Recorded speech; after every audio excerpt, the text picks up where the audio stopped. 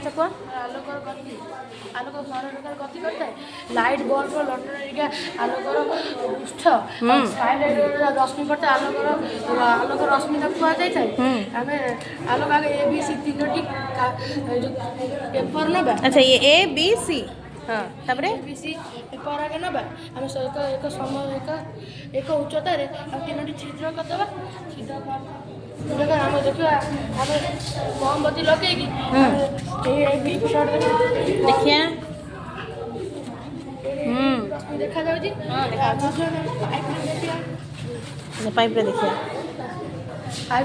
ଦେଖାଯାଉଛି। हाँ हाँ देखा मो मोड़ी दे हाँ खोलो हाँ हाँ हाँ तापरे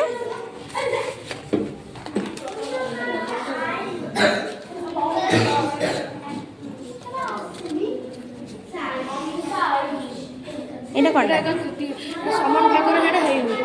अच्छा एका समान भाग रे तीनोटी अच्छा आचुर देखिबा ତିନୋଟି ଛେଦରେ ଏକା ସମାନ ହେଇନି ବୋଲି ଆଲୋକ ରଶ୍ମି ଦେଖାଯାଉଛି। हाँ देखो धन्यवाद बस